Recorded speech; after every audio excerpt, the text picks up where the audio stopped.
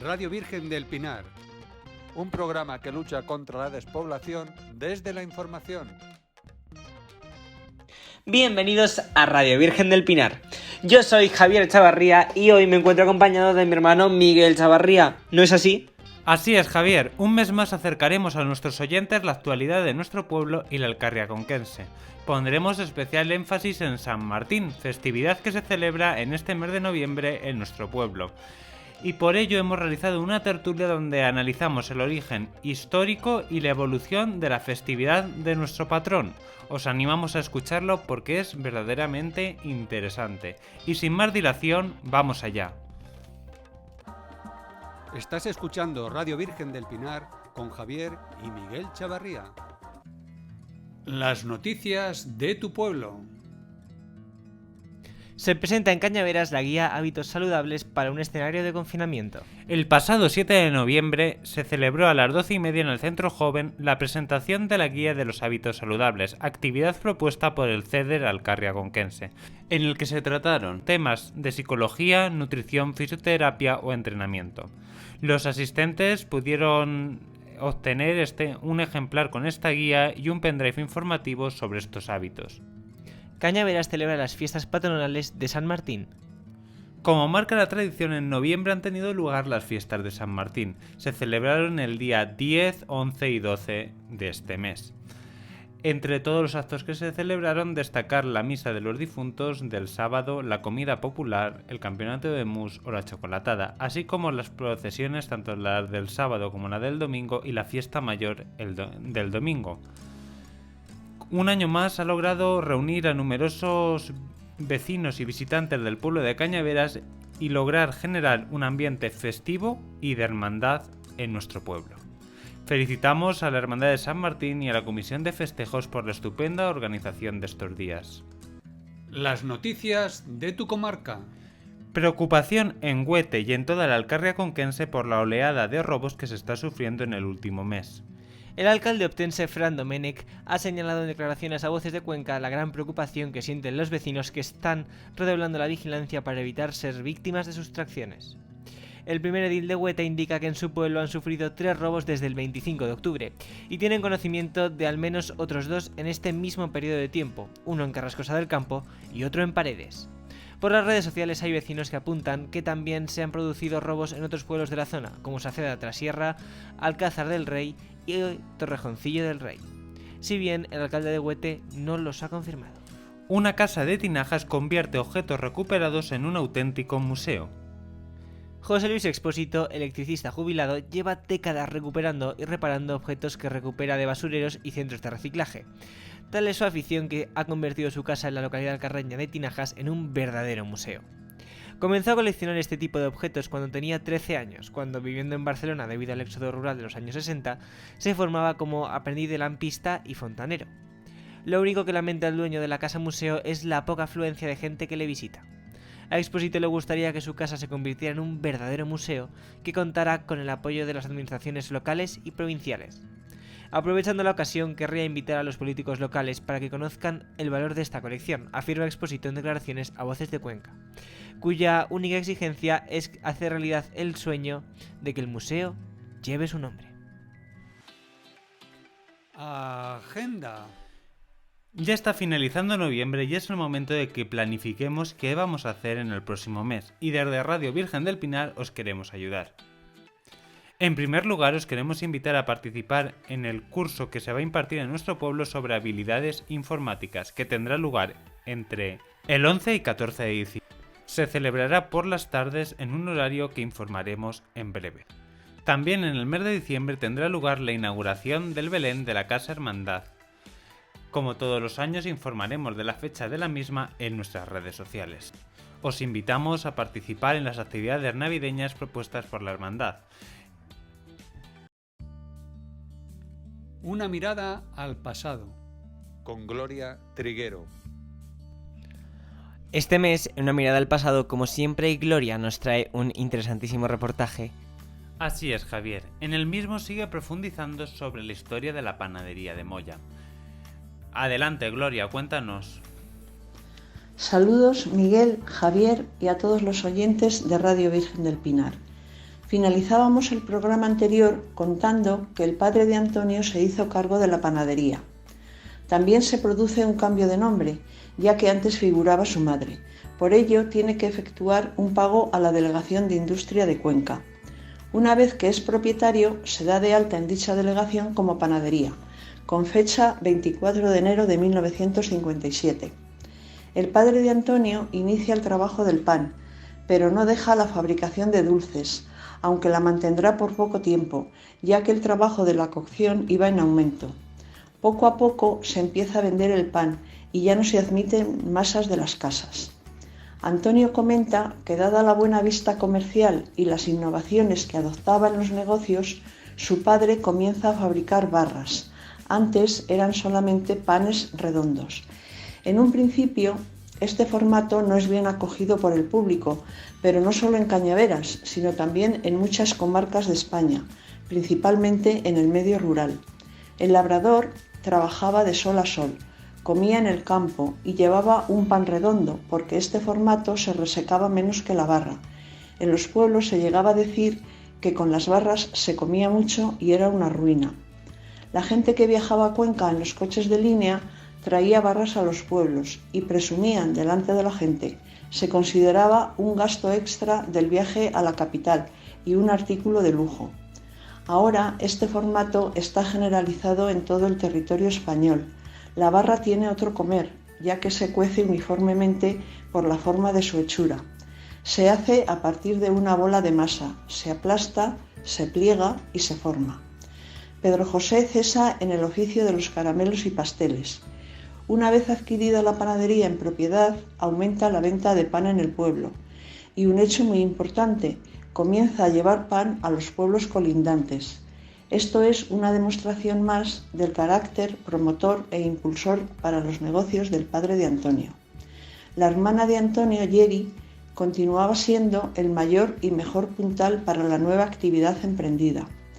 Antes de casarse Yeri, ella y Antonio trabajan en la panadería con el primer horno instalado en 1933. Yeri ayuda hasta que contrae matrimonio. Antonio comienza lo que sería su oficio a lo largo de 50 años, hasta su jubilación con 65 años, como buenos autónomos, porque también lo fue su mujer. En su narración, Antonio hace un inciso para definir la palabra canje. Es el cambio de una cosa por otra. También menciona un sinónimo, trueque. Esto lo hace para explicar que el canje fue una forma de vender y a la vez abastecer de pan a bastantes familias de Cañaveras. Añade Antonio que al ser Cañaveras en el pasado y actualmente un pueblo eminentemente agrícola, era una forma de adquirir pan a cambio del trigo cosechado. A continuación, Antonio detalla que el procedimiento se efectuaba con arreglo a unas normas que dispuso el gobierno ganador de la Guerra Civil. Normalmente, hacia los meses de marzo, abril e incluso mayo, según las necesidades de cada familia, cuando algunas casas ya habían agotado las reservas de las cosechas del año anterior, el panadero les adelantaba el suministro de pan en forma de vales. Los vales eran unos cartoncitos que indicaban las piezas que se podían adquirir, que se fiaban, hasta realizar la próxima recolección. El panadero no cobraba ningún interés ni recargo durante el tiempo que transcurría hasta la siega, mientras se daba el pan fiado. Sigue relatando Antonio que estaba prohibido canjear trigo directamente a cambio de productos. La producción de trigo en España estaba controlada por el gobierno, por lo que era obligatorio pasar por el Servicio Nacional del Trigo. Esto era una forma que tenía el gobierno de controlar la producción de cereal para evitar especulaciones. Además, el Estado fijaba el precio. El labrador, por tanto, llevaba el trigo al almacén o silo y en la oficina explicaba lo que dejaba para el panadero, declarando a qué fábrica de harinas lo metía y lo que quería vender. Después, el panadero iba a la fábrica para saber la harina que debía retirar para elaborar pan, según la cantidad de trigo que ya había destinado el agricultor para el panadero. De esta manera, el labrador saldaba su deuda con el panadero, pero aumentando algo más para ir comiendo hasta la próxima siega.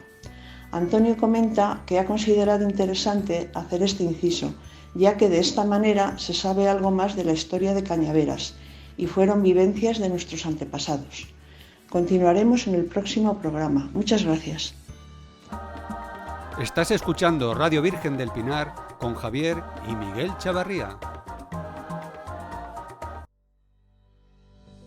En desuso con Conchita Blanco. Este mes de nuevo nos acercaremos a otro objeto que se encuentra en desuso, con el fin de conocer cómo era y para qué servía. Cuéntanos, Conchita. Buenos días, radioyentes, Virgen del Pinar de Cañaveras. Otro mes más estamos en la radio y en este mes de noviembre voy a hablar de la hoz. Es una herramienta en forma de media luna con dientes muy agudos y cortantes y un mango de madera que sirve para segar mieses y hierbas. Bueno, pues hasta el próximo mes, que ya será el mes de diciembre, para terminar el año 2023. Un saludo. Un pasado muy presente. Con Nuria Escalada. Este mes de nuevo estamos con Nuria Escalada para que nos acerque a otra tradición o costumbre de nuestro pueblo. Nuria, ¿de qué costumbre nos vas a hablar este mes? Buenos días a todos los oyentes de Radio Virgen del Pinar. En este mes de noviembre vamos a recordar cómo se celebraba la festividad de Todos los Santos en nuestro pueblo. Recuerdo a don Aurelio la tarde del día de Todos los Santos rezando responsos en el cementerio. Entonces se pagaban, lo que quiere decir que todos pagaban porque fuese a su sepultura, a rezar el responso. Si alguna familia quería varios, pues imaginar cuánto se tardaba, toda la tarde. Esta costumbre solo se celebraba en el cementerio antiguo, en el nuevo ya no. También recuerdo el coger las calabazas, limpiarlas, dibujar una calavera en ellas y luego ponerla por la noche en las ventanas con una vela dentro. La noche de Todos los Santos. Los más valientes las ponían en el cementerio. Otra tradición que yo creo que todos mantenemos, o muchos de los de Cañaveras, es la de cenar puches el día de Todos los Santos. Ya os digo que esta creo que muchos la conservamos todavía. Algunos aún recordaréis la costumbre, o aún la mantenéis, de ponerles una vela a nuestros difuntos que les dure todo el novenario. Ahora son velas, pero antes eran lamparillas, ¿las recordáis? Eran redondas de cartón con una mecha en medio y se ponían en un plato hondo, con aceite hasta que se consumían, se apagaban y se ponían otras. ¿Os acordáis que las comprábamos en las tiendas del pueblo? En casa de Angelito Torrecilla, donde la Pili del tío Reyes, en casa de Bautista y Martín, en casa de Hortensia y en el comercio de Francisco Morillas. Ahora vamos a recordar los melaos, el dulce más típico de nuestro pueblo. Los melaos son una fina torta de cañamones y miel, que se hacía en muchas casas donde se reunían las familias, los vecinos y las amistades. Quedaban en una casa y allí se elaboraban. Esta tradición ya está perdida, pues como ya sabéis, no se pueden cultivar los cañamones, que antiguamente en nuestra vega se cultivaban para el consumo familiar, para hacer las tortas de cañamones, los melaos y tostarlos para dar caridad en San Antón, Santa Águeda y San Isidro, que daban trigo tostado y cañamones. El recuerdo que yo tengo de hacer los melaos es de ir con mi madre y mi hermana a casa de Eulalia Chavarría, y allí los elaboraban. Decían que Eulalia era una mujer entrañable y muy buena persona, y siempre ayudaba a los demás en lo que podía y sabía. Que aprendió a poner inyecciones con un médico que tuvo en su casa pupilo, y si tenía que ir a ponérselas a algún enfermo, pues se las ponía y ya. O organizaba la fiesta de San Antón, patrón de su barrio, o a cantar los villancicos, o los mayos, las novenas o las rondas, o a rezar en las casas, porque antiguamente en Cañaveras, cuando fallecía un difunto, en su casa se rezaba el rosario 9 noches. Allí se reunían familiares y amigos. Esta tradición después pasó a ser 3 días en la iglesia y hoy ya está completamente perdida. Como dato curioso, deciros que al comentar de Eulalia los melaos, me dice Miguel Ángel Chavarría que él tiene el mismo recuerdo de ir con Luis Antonio, el hijo de Eulalia, a su casa a elaborar los melaos. Es muy curioso que tengamos el mismo recuerdo. Y finalizaremos el programa con este recuerdo a nuestra vecina Eulalia, mujer entrañable y persona de bien, cañaverera de honor. y gracias a su familia por permitirme nombrarla en Radio Virgen del Pinar. Esta palabra me suena. Bienvenidos a Esta Palabra Me Suena, la sección en la que te damos una definición y tú nos dices de qué palabra típica de la Alcarria conquense te estamos hablando. ¡Vamos allá! Comienza por B, esterilla o felpudo rústico hecho de esparto que se solía poner en las puertas de las casas para limpiarse los pies. Baleo. ¡Correcto! Estás escuchando Radio Virgen del Pinar con Javier y Miguel Chavarría.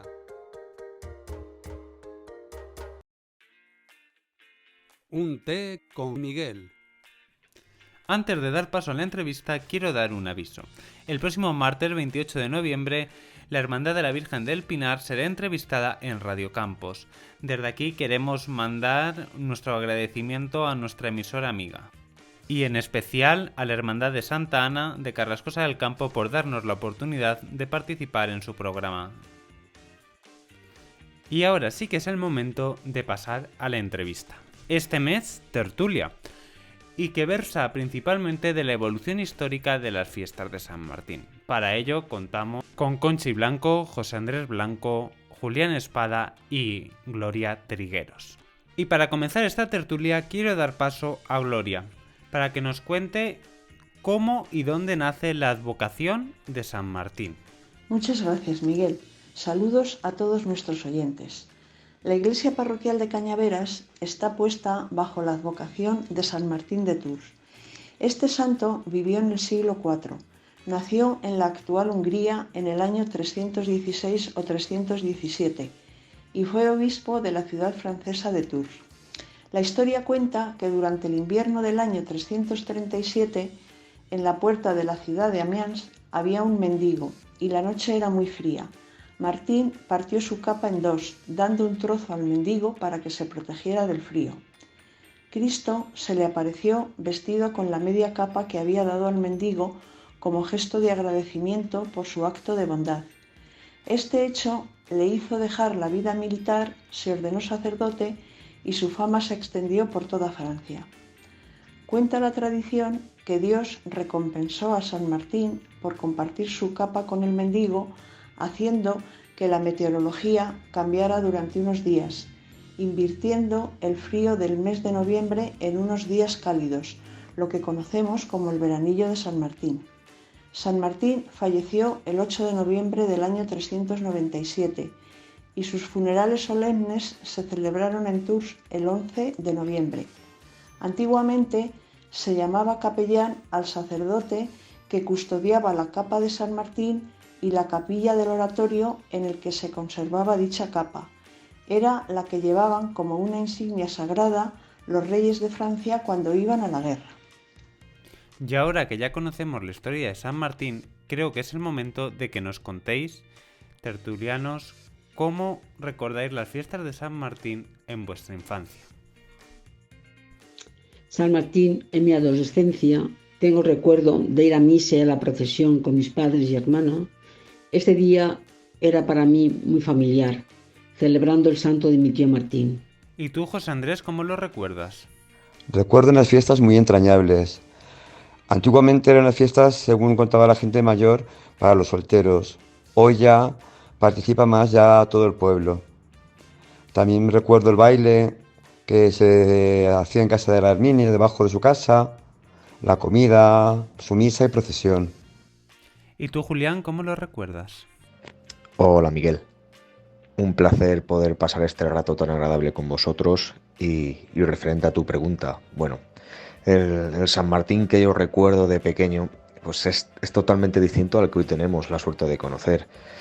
Recuerdo las verbenas que se hacían debajo de las Malvinas, en la discoteca que tenían, y recuerdo de las últimas veces un grupo de música en San Martín. Creo que incluso recuerdo el nombre, que se llamaba Boston, me parece. También recuerdo hasta un año, cuando la vaquilla de las fiestas de la Virgen se subastaba. Pues montaron la plaza del Coso para San Martín y se volvió a soltar. Me acuerdo que era una vaquilla marrón. Y en lo más cercano, cuando se hacía la verbena encima del Bar Avenida, o que todo el mundo conocemos como el bar de los Canos.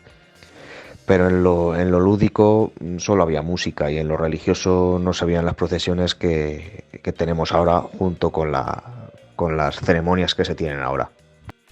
Muchas gracias a todos por acercarnos a esos recuerdos que tenéis de esta festividad. Pero ahora creo que es el momento de analizarlo como era mucho antes. Y lo vamos a hacer de la mano de nuestra historiadora, Gloria. ¿Nos puedes contar así los primeros datos históricos que tenemos sobre San Martín? Comenzamos nuestro relato en el siglo XVI. A finales del siglo XVI, cuando se estaba construyendo la iglesia de Cañaveras, ya aparece en documentos del Archivo Diocesano de Cuenca que la iglesia es de la advocación de San Martín. Y también en esta época aparece la primera referencia al Cabildo de San Martín. Concretamente, el maestro arquitecto Pedro de la Vaca el Viejo, que trabajó en la construcción de la iglesia y que hizo su testamento en Cañaveras, nombra herederos a su sobrino Pedro de la Vaca el Mozo y al Cabildo de San Martín de Cañaveras, pueblo en donde quería ser enterrado. El Cabildo era la junta de hermanos de la Cofradía de San Martín. Existía el cargo de mayordomo de las rentas del Cabildo de San Martín, que era el oficial que se nombraba en la junta de hermanos de la Cofradía para que atendiera los gastos y el cuidado y gobierno de las funciones. Pues ahora, Gloria, me gustaría que me contaras qué pasó en el siglo XVII. Pasamos al siglo XVII y aparecen varios documentos sobre pleitos y peticiones relacionados con el Cabildo de San Martín. Vamos a poner dos ejemplos. Alonso Serrano de Gavia, vecino de Cañaveras, mayordomo del Cabildo y pósito de San Martín de Cañaveras, inicia un pleito contra Pedro López, vecino de Cañaveras, mayordomo que fue del Cabildo y pósito de San Martín, reclamándole la entrega del libro de cuentas del pósito. Francisco Martínez, maestro de obras de carpintería, vecino de Cuenca, hace una petición al provisor general del Obispado de Cuenca para que le prorrogue el tiempo que le fue concedido para terminar las puertas que hace para la iglesia parroquial de Cañaveras, que no las pudo acabar por estar enfermo. En este siglo XVII también se solicita licencia al Obispado de Cuenca para hacer un estandarte para San Martín. ¿Y qué información tenemos del siglo XVIII y XIX? Llegamos al siglo XVIII y a principios de este siglo el visitador general del Obispado, don Manuel Bravo, efectúa una visita muy minuciosa a Cañaveras. En ella revisa una gran cantidad de libros, entre ellos el libro del Cabildo de San Martín. A mediados del siglo XVIII se realiza el catastro de Ensenada y en las respuestas de la villa de Cañaveras aparecen varias referencias al Cabildo de San Martín. De las rentas del santo se pagaba al maestro de niños, al médico y al mayordomo del Cabildo por las funciones que realizaba. Existía una casa de cofradías en las que estaba el pósito de Piedad de San Martín. El escribano del Ayuntamiento de Cañaveras llevaba las cuentas del pósito de Piedad de San Martín. El pósito era un granero de cereal. Su función principal consistía en realizar préstamos de grano a los labradores que estaban necesitados en época de escasez para que no cayeran en manos de usureros. Los pósitos de Piedad eran de carácter religioso. Adquirieron una gran importancia económica en el siglo XVIII. La iniciativa particular creó los pósitos píos antes que los ayuntamientos crearan los pósitos reales. El Cabildo de San Martín era propietario de dos hornos de pan cocer. Uno estaba situado en la calle Subida al Castillo y otro en la calle Real, ambos con linderos. Los arrendatarios pagaban un alquiler al Cabildo. A mediados del siglo XIX, los hornos están en ruinas y en el último tercio de este siglo, ya convertidos en solares, salen a subasta. Y Gloria, una última pregunta. ¿Tienes constancia de cómo se celebraban las fiestas de San Martín antiguamente? Según testimonios orales de las personas mayores del pueblo, para celebrar esta fiesta se realizaban diferentes actos. Se oficiaban misas en honor a San Martín. Había reuniones festivas con celebraciones familiares gastronómicas, matanza colectiva de un cerdo criado solidariamente entre los vecinos del barrio en torno a la iglesia, rondas y rondallas musicales, competiciones deportivas, juegos de mesa. Ahora ya conocemos unas pinceladas históricas y cómo se celebraban antiguamente las fiestas de San Martín.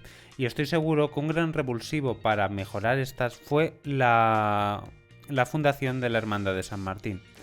Quiero empezar preguntándote a ti, Julián, ¿en qué año se funda la Hermandad de San Martín y qué te llevó a fundarla? Pues la hermandad se funda en el año 2008 y más que me lleva a fundarla es que nos lleva a fundarla.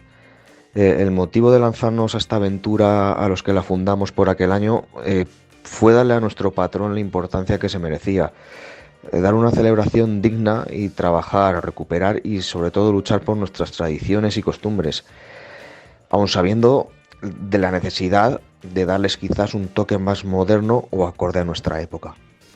Y hemos hablado de la fundación de la Hermandad de San Martín y queremos hacer una pequeña reseña que en Cañaveras antiguamente también había o existía la Hermandad de las Ánimas. Gloria, cuéntanos un pelín porque vemos que puede estar un poco relacionado con la festividad de San Martín. En Cañaveras existía la Hermandad de las Ánimas y al día siguiente de Todos los Santos se comenzaba un novenario por las ánimas que finalizaba la víspera del día de San Martín. Por tanto, vemos que el novenario por las ánimas duraban hasta y servían de preparación para las fiestas de San Martín. Y ahora que estamos hablando sobre las fiestas de San Martín, os quiero hacer otra pregunta. ¿Cómo ha ido evolucionando la festividad de San Martín desde que se fundó la hermandad? Ahora ha cambiado mejor, 2 días de procesión, fuegos artificiales, la unión del pueblo el domingo con compartir la comida con todos los vecinos de Cañaveras. Es maravilloso. ¿Y tú, José Andrés, qué opinas? Sí, ha mejorado mucho. Hay muchas actividades, tanto culturales como religiosas ahora. Y cuéntanos, Julián.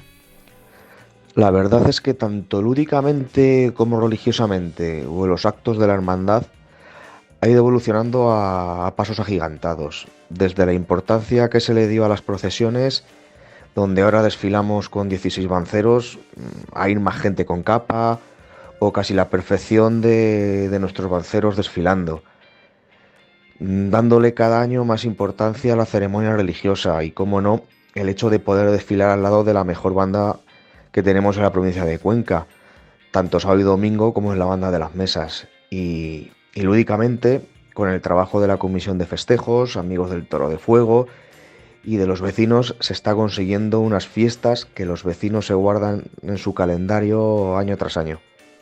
Ahora quiero hacer una pregunta íntimamente relacionada con esta última, que es ¿qué labor ha realizado la Hermandad de San Martín para impulsar su festividad?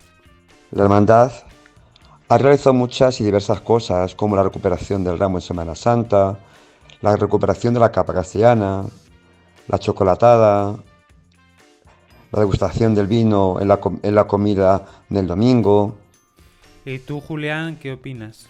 Pues yo creo que la labor más importante ha sido la visibilidad que se le ha dado a la hermandad y el intentar abrir la misma a los hermanos y vecinos, darle a los desfiles la importancia que tienen, que es donde el patrón se une al pueblo, y pensar que cada día del año es San Martín y no solo la fecha en la que se celebra, pero sin olvidarnos de lo que se ha crecido y lo que nos ha dado la banda de las mesas, porque desde que comenzaron a venir hemos ido creciendo a su lado a pasos muy rápidos.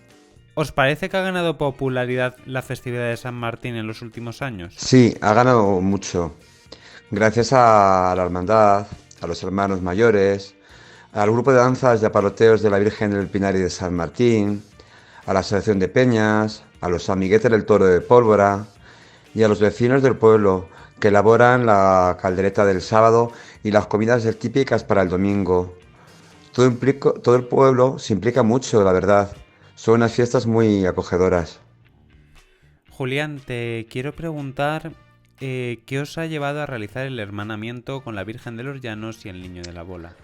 El hermanamiento, bonita pregunta y muy bonitos recuerdos los que se vienen a la mente.